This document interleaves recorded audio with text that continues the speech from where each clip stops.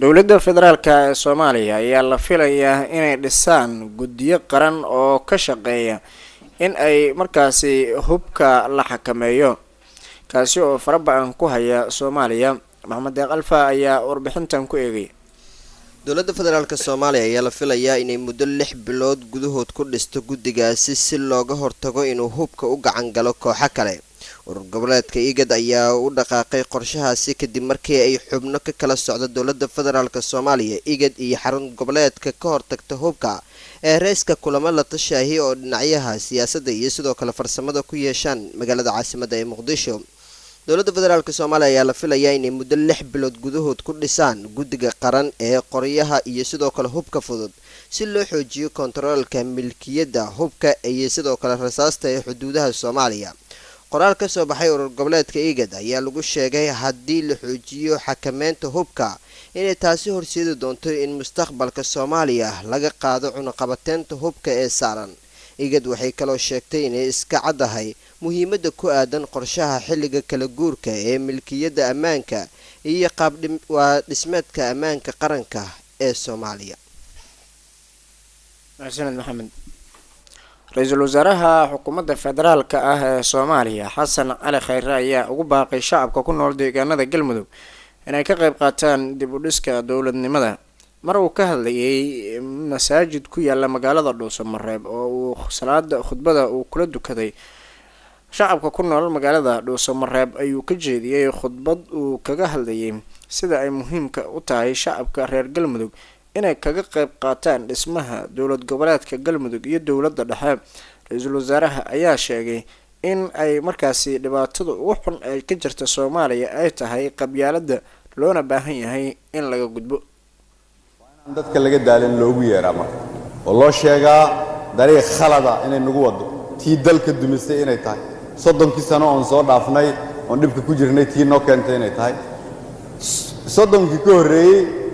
qaybtiisa ugu dambeysana burburka iyadoo inay mas'uul ka ahayd inta inoo dhiman waan idin soo dhaweynay sheekana waa u mahad celinaynaa dawladnimada ku fara adayga qolo iyo qabiil iyo koox yar meel waa lagu gaari waay inta idin dhiman shacab dhalinyaro waayeel ganacsada iyo culumo kulligiin israaca haddii aad Dhuusamareeb tihiin soo dhaweeya insha Allah dawladnimada ilaahay dhibka naga bixiyo ilaahay ummadda Soomaaliyeed qalbigooda soo dhaweeyo ilaahay midnimada ha nagu wado ilaahay qabyaaladda ha naga ilaaliyo ilaahay qof walba oo qarannimada ka soo horjeeda ha naga qabto ilaahay uu qof walba qarankeena duminaya naga qabo. Ra'iisul Wasaaraha Xukuumadda Federaalka ah ee Soomaaliya Xasan Cali Khayre ayaa waxa uu khudbad uu ka jeediyay magaalada Dhuusamareeb masaajid ku yaala kadib markii salaada Jimcaha halkaasi uu kula dukaday shacabka ku nool magaalada Dhuusamareeb. xildhibaanada golaha shacabka ee Soomaaliya ayaa maanta kulankoodii caadiga ah waxa ay ku yeelanayaan xaruntooda golaha shacabka ee magaalada Muqdisho. xildhibaanada ayaa lagu wargeliyay fariinta jiritaanka golaha iyo inay kasoo qayb galaan kulanka maanta. ajandaha kulanka xildhibaanada ee maanta waxa uu yahay akhrinta koowaad ee wax ka beddelka sharciga shaqaalaha rayidka iyo sidoo kale warbixinta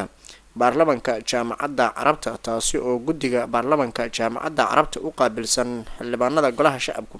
ay warbixin ay ka siin doonaan xildhibaanada guulihii ay ka soo hooyeen iyo sidoo kale kulamadii ay la soo yeesheen xubnaha baarlamaanada waa baarlamaanka jaamacadda Carabta waxyaabihii kaga soo hirgalay. xildhibaanada golaha shacabka ee Soomaaliya ayaa intooda badan maalmihii la soo dhaafay safarro waxa ay ku kala bixinayeen deegaano ka tirsan gobolada dalka Soomaaliya gaar ahaan xildhibaanada deegaan doorashooyinkoodii iyaga oo dib ugu laabtay inta badan deegaanadooda inkasta oo kulamada xildhibaanadu uu sidoodii caadiga ahaana ama kalfadhigan uu sidiisa caadiga ah uu u furan yahay.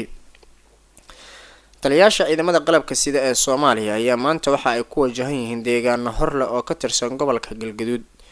taliyaha ciidanka xoogga dalka General Daahir Aadan Cilmi Indhaqarshe, taliyaha ciidanka booliiska Soomaaliyeed iyo taliyaha ciidanka asluubta ayaa la filayaa inay maanta ay gaaraan deegaano ka tirsan gobolka Galgaduud gaar ahaan deegaanada Ahlusunna wal Jamaaca ciidamadii ka amar qaatay ay ay markaasi kaga sugan yihiin gobolka. ujeedadu waxa ay tahay qaramaynta iyo diiwaangelinta ciidamadaas oo la amray in si dhaqso ah lagu diiwaangeliyo loogana mid dhigo ciidamada si ay markaasi kaga mid noqdaan ciidamada awaamiirta taliyaashana ay si toosa ay u qaataan marka ra-iisul wasaaraha iyo taliyaashu ay soo dhammaystaan safarka shaqo ay ku joogaan deegaanada maamulka galmudug. halka warkaas subaxnimo idinkaga imaanayo waa idaacadda dalsan ee magaalada muqdisho. markan wararka dibadda, dowladda liibiya ayaa waxa ay sheegtay in ay albaabada ay ka qaadi doonto muhaajiriinta ku xiran dalkaasi. wasaaradda arrimaha gudaha ee dalkaasi waa wasiirka wasaaradda arrimaha gudaha ee dalkaasi Fatxi Bashaaga ayaa waxa uu sheegay inay dowladdiisu ay ka baaraandegayso sidii loo xiri lahaa xarumaha lagu hayo muhaajiriinta sababo la xiriira ammaankooda kadib markii weerarkii ka dhacay